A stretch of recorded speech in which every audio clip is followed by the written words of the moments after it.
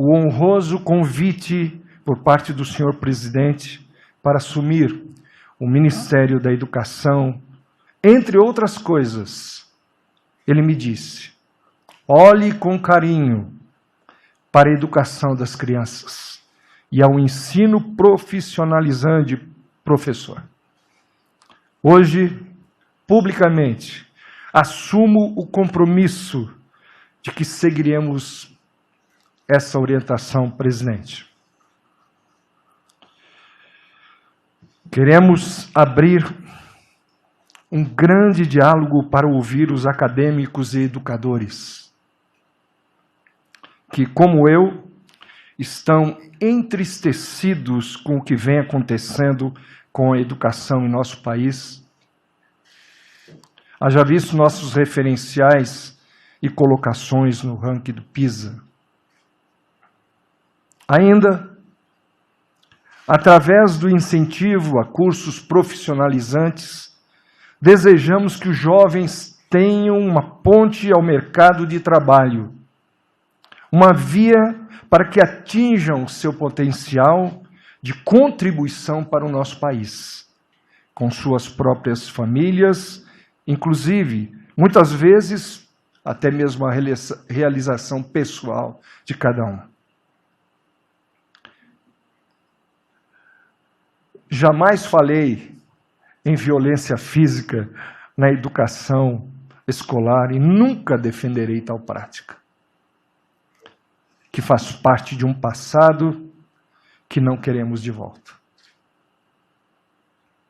Entretanto, vale lembrar que, devido à implementação de políticas e filosofias educacionais equivocadas, em meu entendimento, que desconstruíram a autoridade do professor em sala de aula, e que agora existe por muitas vezes são episódios de violência física de alguns maus alunos contra o professor.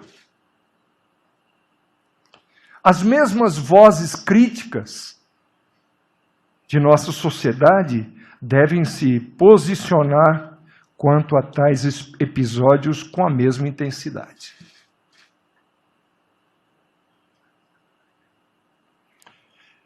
Muitas vezes,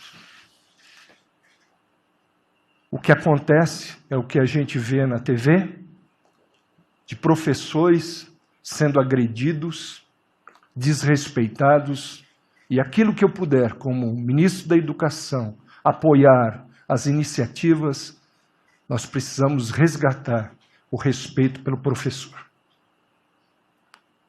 Tenho consciência que não iremos solucionar o problema de educação no país, mas procuraremos sim, com a ajuda de Deus, deixar um legado positivo e de esperança para as gerações futuras.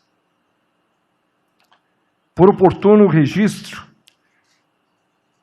para não ser injusto, que ao olhar ao passado educacional do nosso país, não se pode desmerecer que grandes educadores deram legítimas e valiosas contribuições. Não estava tudo errado, mas o que vemos como resultado hoje de políticas implementadas e que levaram ao que nós vemos nos dias de hoje na escola, sobretudo com as nossas crianças. Como é de conhecimento público, tenho parte da minha história junto à Universidade Presbiteriana Mackenzie, que neste ano comemora seu sesquicentenário. Registro ainda que esta é a herança reformada, pedagógica e inclusiva que eu trago, que nos instruiu no passado, lá em 1870, um ano antes da Lei Rio Branco, ou a Lei do Ventre Livre, a tomar algumas decisões como Mackenzie. Fôssemos a primeira escola do Brasil a receber filhos de escravos na sua classe, em suas aulas.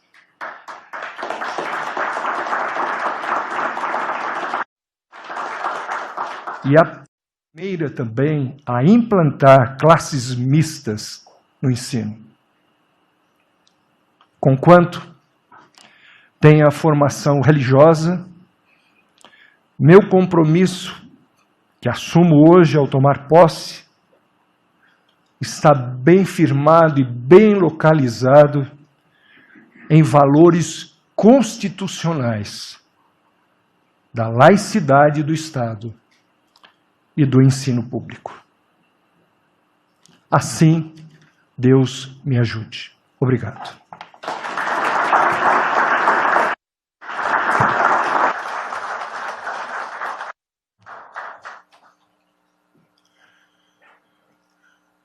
Senhoras e senhores, com a palavra o presidente da República, Jair Bolsonaro. Senhor General Augusto Heleno, nosso ministro mais experiente, em nome de Vossa Excelência, cumprimento os ministros presentes. Senhores e senhoras, prezado Milton Ribeiro, nosso mais novo ministro, senhora Miriam, esposa, filhos e noras, meus cumprimentos e meus agradecimentos por aceitar tamanho desafio. Milton, que ouvindo falar agora há pouco, lembrei-me um pouco do meu tempo de estudante. Você é da região da Baixada Santista e eu vizinho teu, o nosso Vado Ribeira, do André Mendonça, eu de Eldorado, André de Miracatu, região mais pobre do estado de São Paulo. Você falando, recordei do meu tempo de estudante. Também sempre estudei em escola pública e vindo dessa região mais pobre, logrei êxito em concurso de admissão da Escola Preparatória de Cadeia do Exército em Campinas. Um pouco mais de 40 mil candidatos para 200 vagas. E logo depois também concurso para a Academia Militar das Agulhas Negras, onde em torno de 40 mil candidatos, 38 vagas. Tudo isso sem cursinho.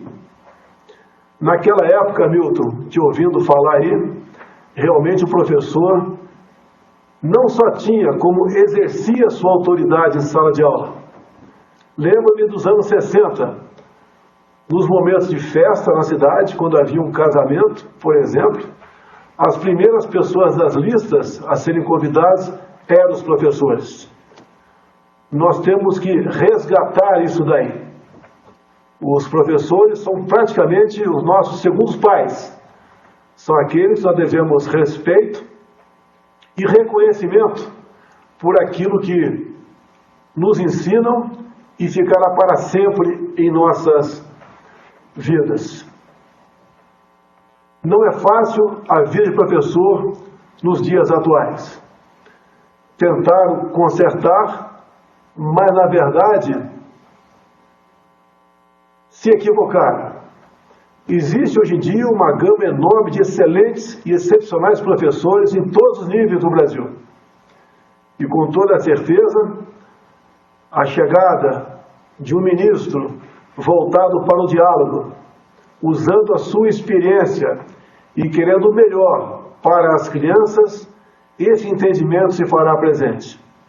É um ministério grande, complexo, com autonomias em setores, dependendo muitas vezes de conselhos para tomar decisões.